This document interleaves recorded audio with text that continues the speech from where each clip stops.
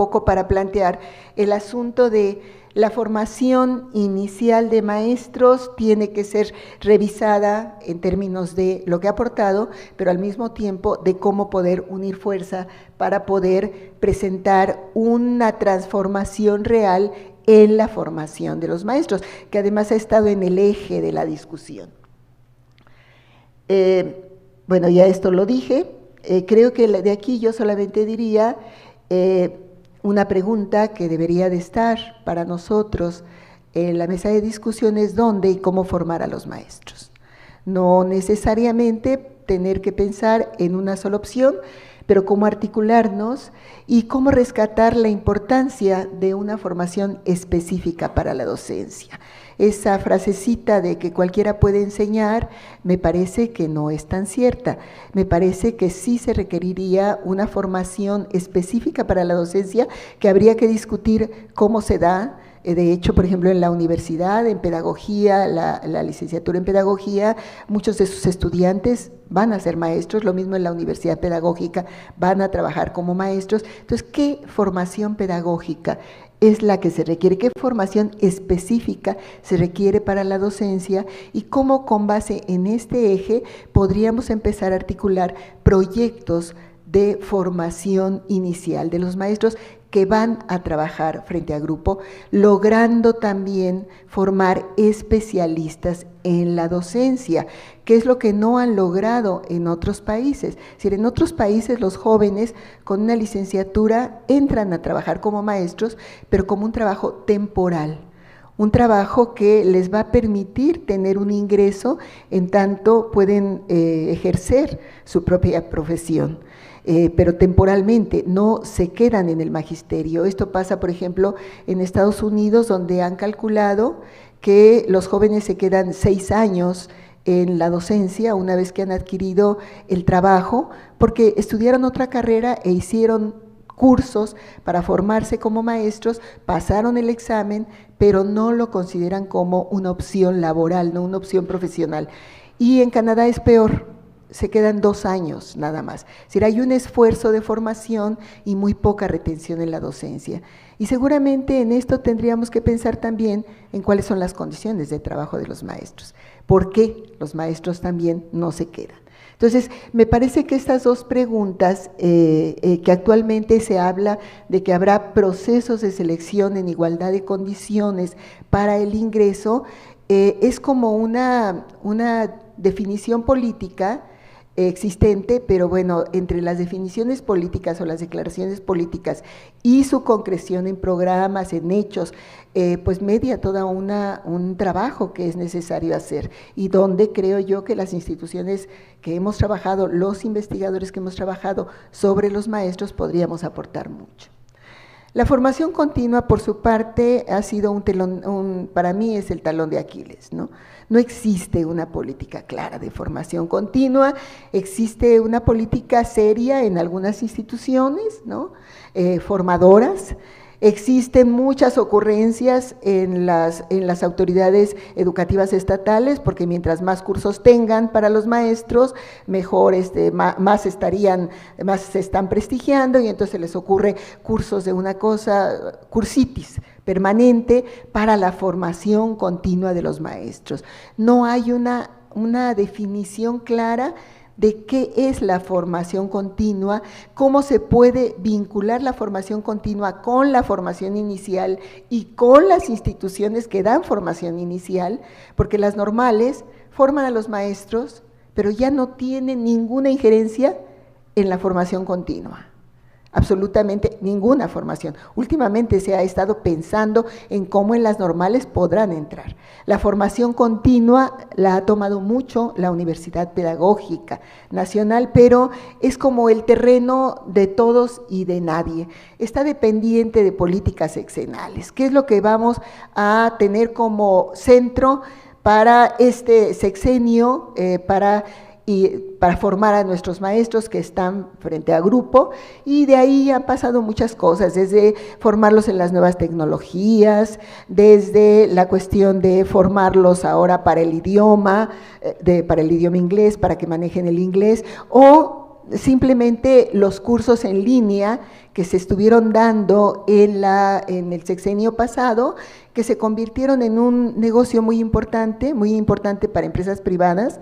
Ahora que está de moda, podríamos hablar del huachicoleo educativo, en donde las empresas presentaban sus cursos, instituciones, a veces algunas muy prestigiadas, otras no tanto, y pues les pagaban para que las ofertaran en línea y los maestros se inscribieran en línea y pudieran presentar sus exámenes en línea, sus cursos en línea, y entonces ya teníamos 300,000, 400,000, 500,000 maestros que ya se habían actualizado en la nueva reforma educativa.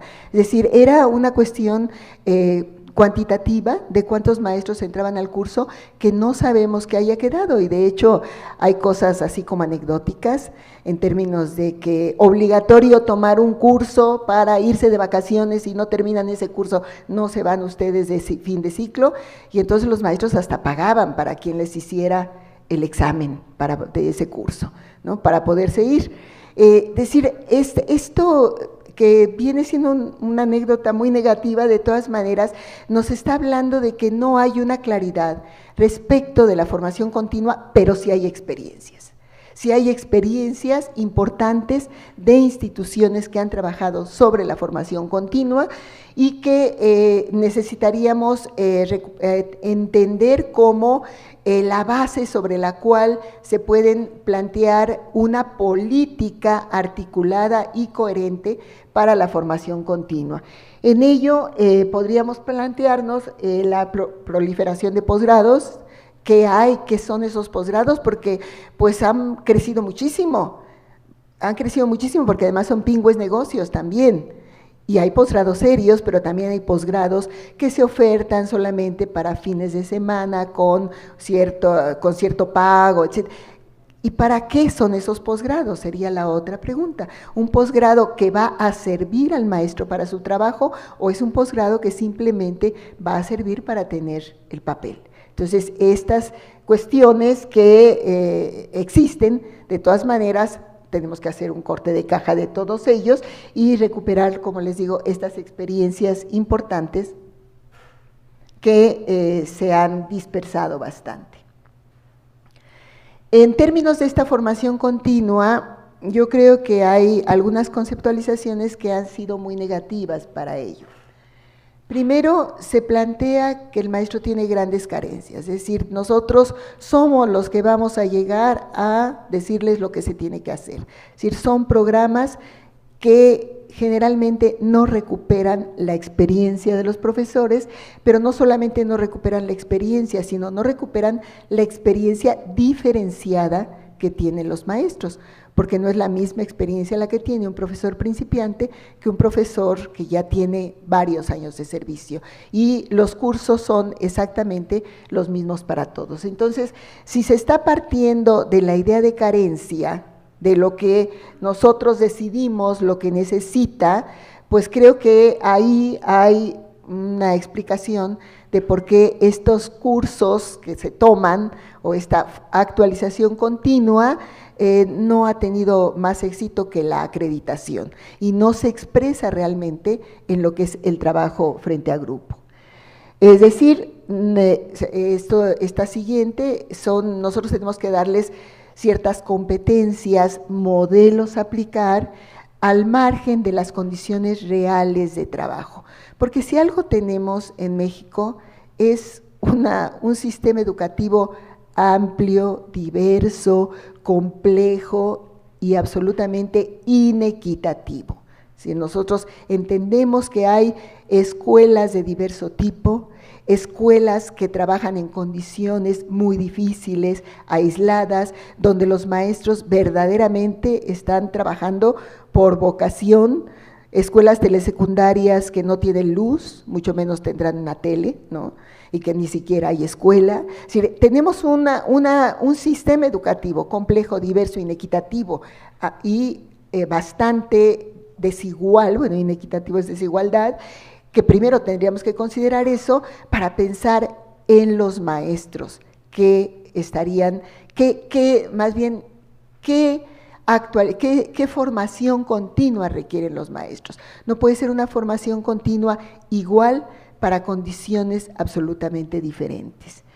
Hay que reconocer los contextos de trabajo de los maestros y la diversidad de contextos de trabajos docentes, la diversidad, estas experiencias que los profesores llegan a hacer para poder resolver su trabajo de una manera adecuada en condiciones muy, muy difíciles.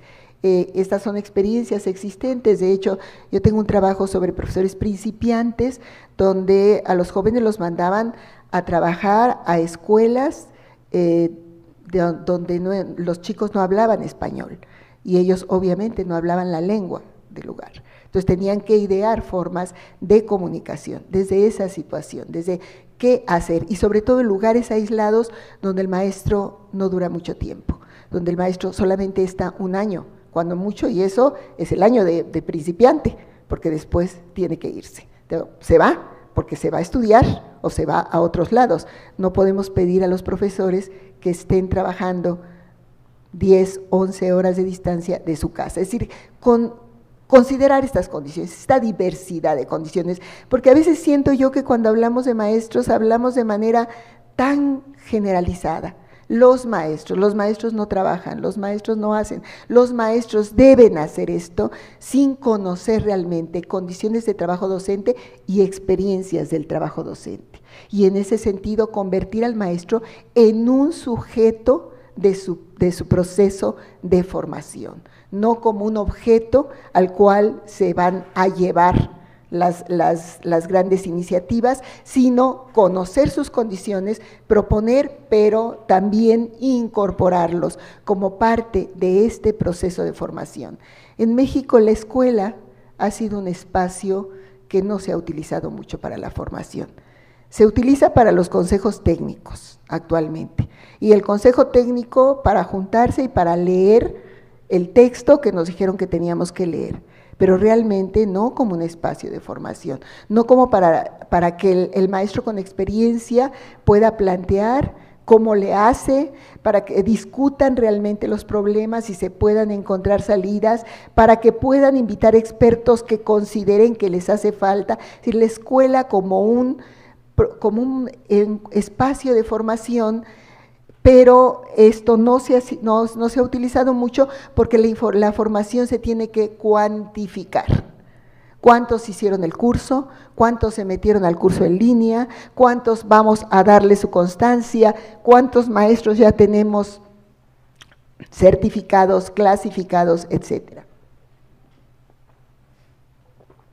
Bien.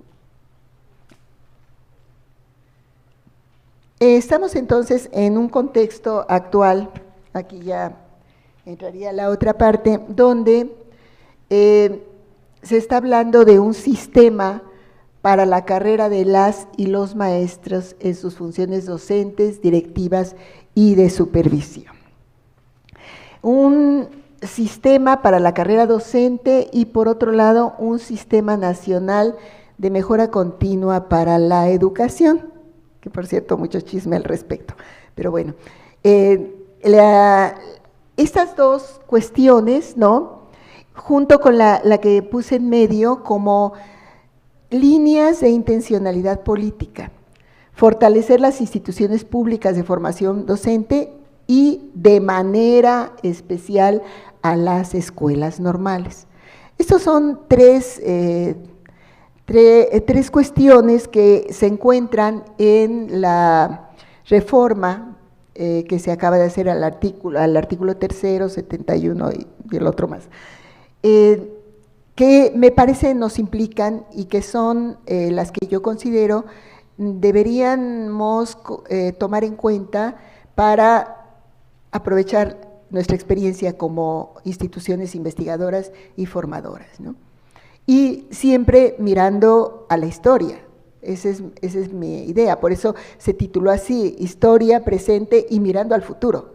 Tenemos que recuperar nuestra historia, ver en qué momento estamos en el presente, qué hemos venido construyendo y cómo podemos mirar también hacia el futuro. Entonces, este sistema para la carrera de los maestros y las maestras tiene un antecedente, tiene una historia en lo que ha sido la carrera magisterial, por ejemplo. Una carrera donde un programa donde se planteaba reconocer el buen trabajo docente frente a grupo para evitar que los maestros se fueran de grupo para poder tener mejores condiciones. Un programa que finalmente se concluyó y que ha dejado algunas huellas que es necesario analizar. ¿Es eso lo que queremos? ¿Qué es la carrera? Porque la carrera docente cambió en 2013. Ahí se planteó otra perspectiva. La carrera docente como un todo en el cual se incorporara desde la formación inicial, el ingreso, la permanencia, la formación en servicio y la salida. Es decir, ver la profesión docente o la carrera como un todo que es muy interesante ir viendo cómo en lugar de parcializar, se podría ir pensando en que cada uno de estos momentos están articulados. Sin embargo, esta articulación se fue dando a partir de un sistema de evaluación que fue el que creó mucha ámpula, porque implicaba el ingreso con un examen general, y ahí esa historia de que entraran los que fueran y ya no los normalistas únicamente. Para la permanencia habría que evaluar también ese trabajo, y en esa permanencia estaba de por medio el asunto de la pérdida del empleo o no. Después la cuestión de los ascensos también a través de evaluación, es decir, el eje de toda esta carrera docente fue la evaluación. Evaluar distintos momentos, pero una evaluación que se estaba haciendo a partir de parámetros homogéneos para todos los maestros, ¿no? Se hacía un parámetro igual, es decir, los estándares de desempeño, los criterios que se tendrían que tomar en cuenta, aquello que es medible, como si el trabajo del maestro pudiera ser medible, realmente.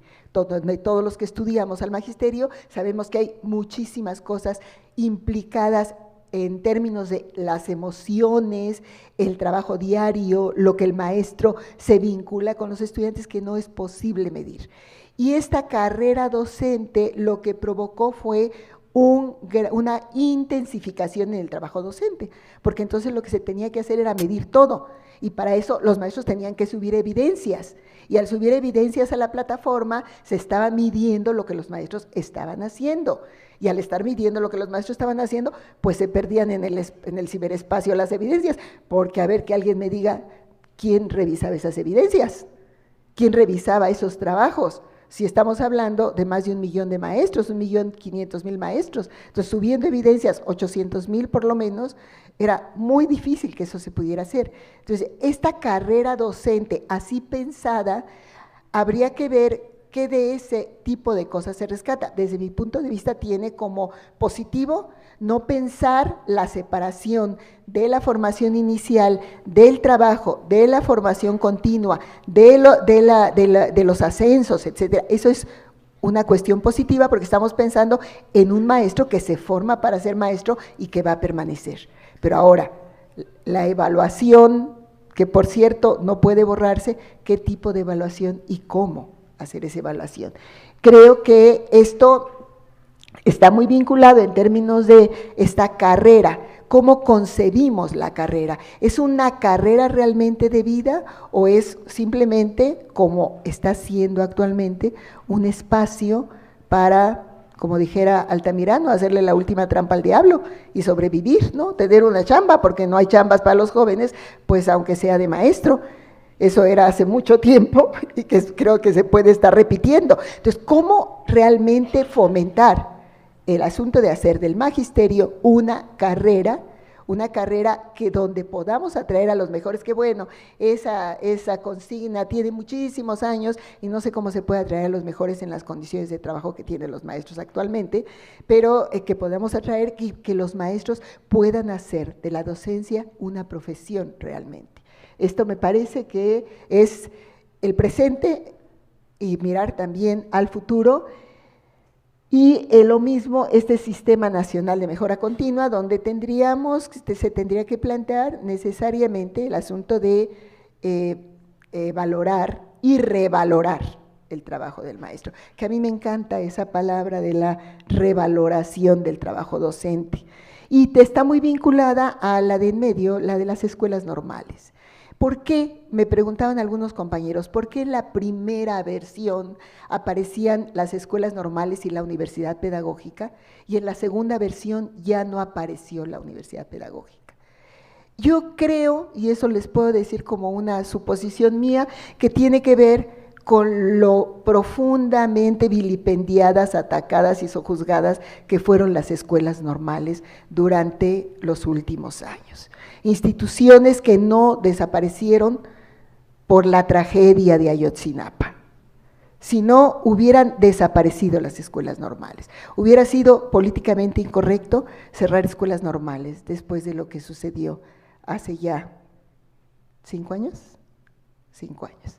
En ese sentido, pero las escuelas normales no se libraron de los ataques, y en este momento están resintiendo el problema de una falta de demanda para el ingreso. Ha caído muy fuerte la demanda, la matrícula también están como en peligro también de extinción, y creo yo que el motivo fue reivindicarlas, y por eso aparecen como instituciones importantes. Bueno, ya termino con esta. Estamos frente a cosas pequeñitas: definir un proyecto educativo incluyente. Bueno, ya no se los leo, ustedes lo tienen ahí.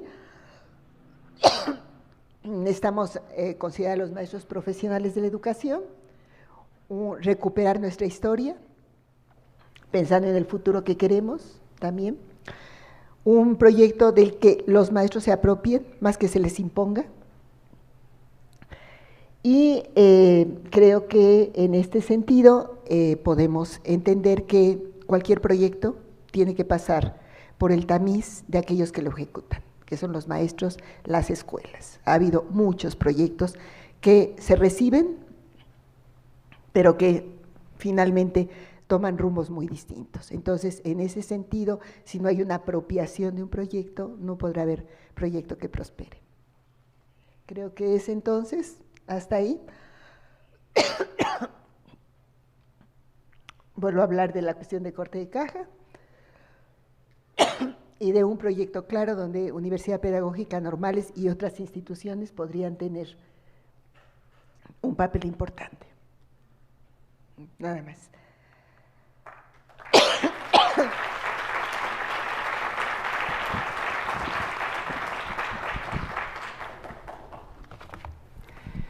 Muchas gracias, estimada doctora Etelvina. A continuación, daremos algunos minutos para preguntas y respuestas. Como les comenté al inicio de la conferencia, la dinámica es, si tienen alguna inquietud, se las hagan llegar a las chicas que nos apoyan a través de tarjetitas, y asimismo les acercaremos las tarjetas a la doctora. Igual, si me permite, doctora, hay un par de preguntas relacionadas con la investigación. Profesores que se dedican a la investigación y que deciden abandonar las aulas, y bueno, cómo se recupera la experiencia docente. Y la ligaría con otra que en lo particular menciona de qué manera las investigaciones que desarrolla la Universidad Pedagógica, y a lo mejor lo ampliaríamos a otras instituciones que realizan investigación alrededor de los profesores, la formación de profesores, de qué manera impactan en la toma de decisiones. Se habla del gobierno, puede ser para políticas públicas o en la parte técnica, en la elaboración de planes y programas de estudio. En principio, donde hay estas coincidencias. Muchas gracias. Espero que la garganta no me traicione. Bien, me están planteando los maestros que se dedican a la investigación. Quiero entender que son profesores que estudiaron algún posgrado y que se centraron en investigación. Yo creo que es muy importante, pero que además cuando regresan a su trabajo no encuentran manera de poder potenciar ese conocimiento. Yo recuerdo aquí el caso de un alumno mío en que salió de la maestría, porque eso nos pasa con nuestros estudiantes de la maestría en desarrollo educativo. Salen con muchas ganas, llegan y los mandan a grupo, y no solamente los mandan a grupo, sino a ver, tú que te crees mucho, ahora te vas a poner a hacer la función de la cooperativa, es la que te toca, ¿no? Y ahí utiliza tu saber. Entonces, es esta situación, este estudiante llega a la oficina donde le van a dar ya su nombramiento a qué escuela, y él dice, yo creo que lo que he aprendido puede ayudar mucho a la educación, y creo que ustedes podrían aprovechar. Ah, sí, está bien, bueno, lo que te damos escuela, a ver, siéntate ahí. Y lo que le dieron fueron papeles de reuso para que los partiera y que pudiera hacer papelitos para recados. Esa era la manera que dijeron, bueno, ¿tú crees que llegas? Ese es por un lado, pero por otro lado también habría que preguntarnos si los posgrados que nosotros ofertamos están vinculados al trabajo del aula. Porque a veces los sacamos del aula. No es que no los tengamos que sacar del aula, no es que no los tengamos que sacar a reflexionar, no es que nos volvamos posgrados de sentido común, no. Tenemos también que plantear una serie de teorías, de fundamentos epistemológicos, pedagógicos, etcétera, que es conveniente manejar, pero también entender que el análisis de la realidad educativa debería ser el eje de estos posgrados para el magisterio, de las distintas realidades educativas, tendría que ser el eje, porque lo sacamos de tal manera que lo que hacemos es que hay un gran desconcierto cuando regresan al trabajo. Desde luego que la gente va después sacando sus propias herramientas y va trabajando. Esto está sucediendo mucho en las escuelas normales. Ustedes saben que ya de tiempo atrás ha venido toda una consigna de convertirlas en verdaderas instituciones de educación superior. Yo les digo que es el oscuro objeto del deseo, porque se plantea como si no fueran instituciones de educación superior, que lo son, nada más que distintas, y se les quiere medir con los mismos parámetros de otras universidades que hacen otro tipo de investigación. Los profesores normalistas lo que están haciendo es meterse a posgrados, tratar de hacer investigaciones, pero descuidando algo que es fundamental, que es la formación de los futuros maestros. Es decir, no es la formación de los futuros maestros lo que esté en el eje de estas investigaciones, en la mayoría de los casos, sino el afán de convertirme en un investigador. Esa idea de que el investigador es aquel que está en la estratosfera y no que está junto con la gente, trabajando y definiendo cosas. Entonces, es ahí donde también hay que analizar qué posgrados tenemos, qué posgrados se necesitan para los maestros, qué especializaciones, qué maestrías, qué doctorados se estarían requiriendo para los profesores, no por abaratarlos, sí porque fuera un conocimiento que fuera útil para su profesión, que permitiera poder desarrollar más en su profesión. Y la toma de decisiones, bueno, esa es una discusión de los, antes en mi tiempo eran los 64,000 pesos, ahora no sirven para nada, pero digamos, creo que es una discusión de la investigación desde hace mucho tiempo. La investigación para la toma de decisiones que difícilmente se concreta, ¿no? Creo que los investigadores nos conformamos con que se escuche y se conozcan los resultados de lo que hacemos y que puedan tomarse en cuenta. Ahora, a veces se toman en cuenta, pero también hay que pensar que entre lo que se debe de hacer y lo que se puede hacer está la terca realidad, ¿no? Nosotros podemos decir, hay que hacer esto, pero no necesariamente esto puede hacerse porque un sistema educativo es siempre pensar en la totalidad. Es decir, estamos pensando no en la particularidad de la investigación, sino estamos hablando en la generalidad, todo el sistema educativo. ¿Cómo hacer una política educativa o un programa educativo que al masificarse no se vaya diluyendo? Pienso hace muchos años o hace años en la escuela secundaria anexa a la normal superior, que fue pionera de un programa para trabajar con tecnología educativa en las materias de secundaria, muy interesante. lo toma la SEP y lo hizo SEC 21, secundaria del siglo XXI, SEC 21. Pero a la hora de convertirlo en SEC 21, pues al basificarse, al ser los inspectores los que tenían que llevar el programa, al llevar los instrumentos a las escuelas, todo esto se vino desvirtuando. Es decir, entre lo que se puede hacer y lo que se debe hacer, hay ahí un tramo que creo todavía está convertido en un obstáculo que habría que ver. Así que me decía por ahí un investigador hace mucho, a los investigadores nos pueden decir, a ver, ¿cómo convierto un 100 pies en una mariposa? Y entonces tú dices, bueno, le quitas las patitas, le pones unas alas, y entonces le pones colores, y si me dicen, ¿y cómo? No, eso te toca a ti, que eres la autoridad, yo te dije más o menos qué hacer, ¿no? Ese es el problema, es decir, ya la toma de decisiones es un campo distinto al de la investigación educativa. ¿Cómo puede confluir? Bueno, tenemos que buscar estos intersticios. Muchas gracias. Vinculo otras dos preguntas.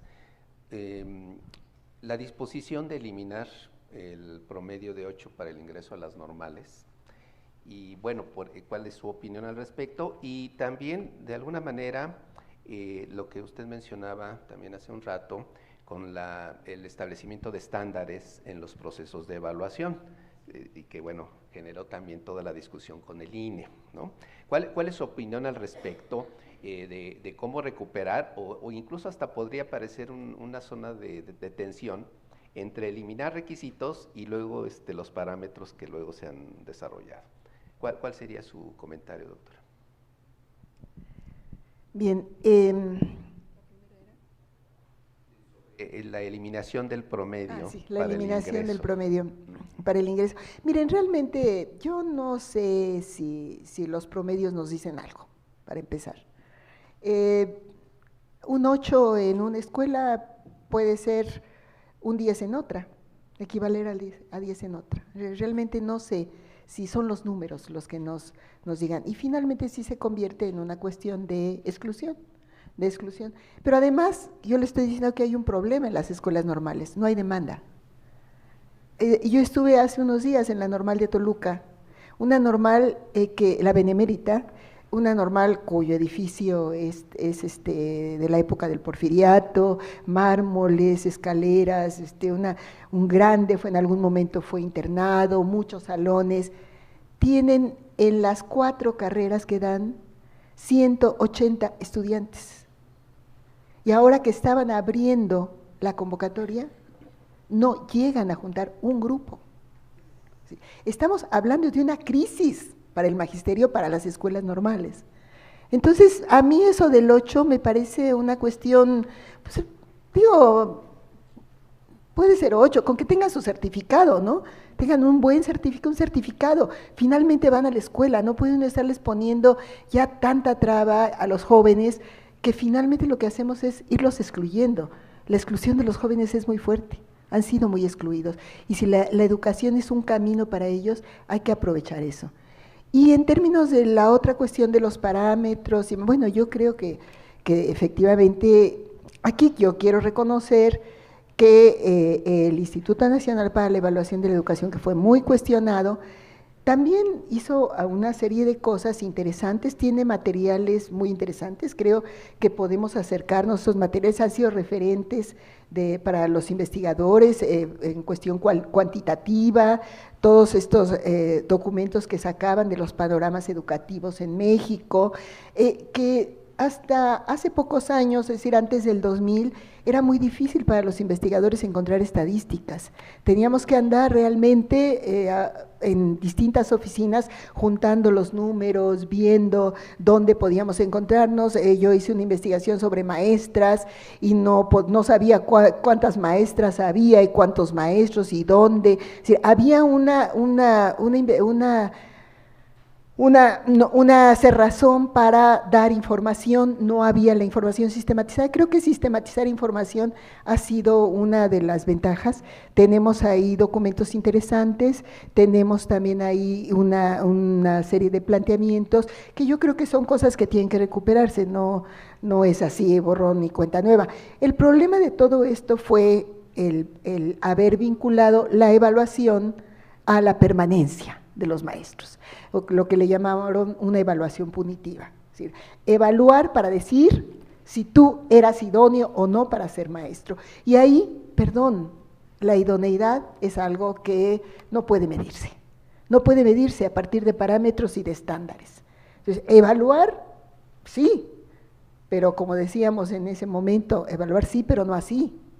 No se puede evaluar de esa manera, no puedes estar poniendo la espada de Damocles sobre los profesores, no puedes estarles exigiendo una serie de cosas que los alejan de su trabajo, porque en realidad lo que nosotros encontramos, y ahora que estamos haciendo investigaciones sobre efectos de la reforma, que todavía está esa reforma, empezando porque ¿cuáles son los planes de estudio que ahorita tenemos? ¿Alguien lo sabe? Pues no sabemos ni cuál es el plan de estudios, porque además nos dejaron ahí la mina sembrada. A ver, aquí hay un nuevo plan de estudios para ustedes, para las normales, para ya ver cómo le hacen. Entonces, los maestros nos, a ver, ¿vamos a enseñar a tener educación socioemocional o no? ¿Vamos a hacer clubes o no vamos a hacer clubes? ¿Vamos a dar inglés? Pues, aunque no sepamos inglés, pues ya les dijeron que sí, ¿no?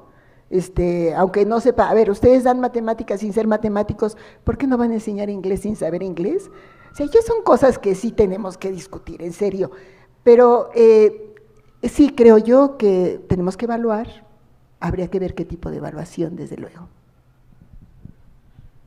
Bien, ¿todavía otra más podríamos? Una más. Sí. Gracias. Para cerrar, doctora, ¿qué experiencias se podrían tomar del pasado en la formación de docentes para la formación de ahora y de futuro, como usted lo mencionaba? Bueno, a veces somos medio idealistas, pero para la formación de maestros yo recuperaría el sentido social del trabajo del maestro. Es decir, el maestro que sabe que su trabajo incide en la transformación, en la posible transformación, en la transformación de la vida de los niños, en la transformación del país, en la transformación de prácticas. Ese maestro que realmente siente su trabajo como algo que está ayudando socialmente. Creo que todos los que somos maestros hemos pasado por eso. Ver que por lo menos hemos dejado alguna huella, que sabemos que estamos influyendo de alguna manera. Yo recuperaría ese sentido social del maestro. A lo mejor soy muy utópica, a lo mejor estoy queriendo recuperar, no necesariamente al maestro apóstol, sino un maestro profesional que quiera su carrera y que pueda aportar a ella. Eso es importante. Y también dar conocimientos más amplios a nuestros maestros. Sí es cierto que nuestra formación no es lo mejor posible, ¿no? Yo fui maestra y lo entendí cuando entré a estudiar en el Departamento de Investigaciones Educativas, me daba cuenta de las grandes carencias que tenía en términos de conocimientos que no había tenido en la normal. Entonces también revisar eso, cuáles son los conocimientos que los maestros deben de tener. Pero para recuperar esto del pasado y mirando al futuro, sí, yo recupero la necesidad de formar específicamente a los maestros en instituciones específicamente creadas para ello.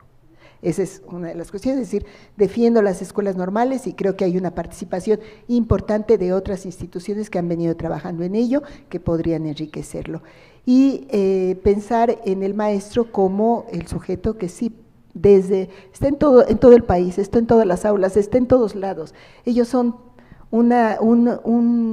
son gente que si se apropia de un proyecto de transformación podría impulsar muchas cosas. Muchísimas gracias, doctora.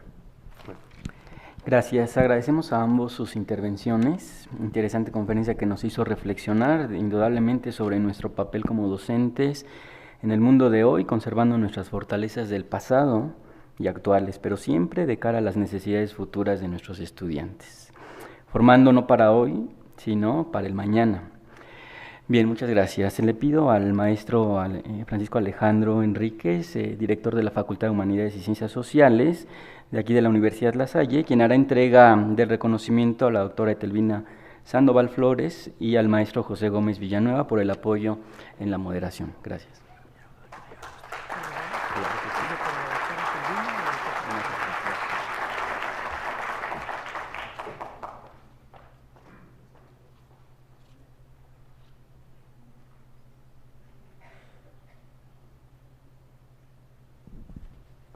Bien, pues muchas gracias. Voy a permitirme leer la constancia. Constancia a la doctora Etelvina Sandoval Flores por haber impartido la conferencia magistral Historia y Presente mirando al futuro, desafíos para la formación de maestros y maestros. En la Ciudad de México, 27 de junio, firma la doctora Alicia Rivera, presidenta de AIDO México, y su servidor. Le agradecemos enormemente. Nuestros estudiantes de normal que tenemos aquí de preescolar y primaria están felices con su conferencia.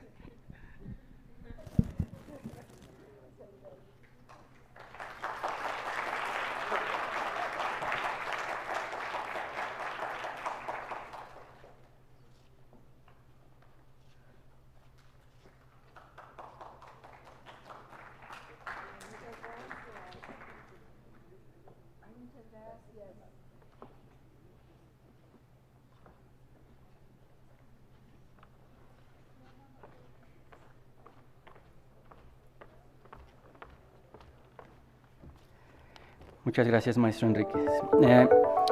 A continuación podremos visitar en la terraza 1 los carteles que nuestros estudiantes de licenciatura han preparado para su exposición. Cerca de estas terrazas tenemos a su disposición también un servicio de café para que puedan tomar algo mientras hacen el recorrido por los carteles. Al concluir este receso de 1 hora, a las 13 horas, les pedimos dirigirse a los lugares señalados en su programa para el diálogo con expertos. En los espacios dispuestos para ello, recibirán las indicaciones de cada uno de los moderadores invitados para apoyar el desarrollo de esta dinámica y un recordatorio. Después de la comida,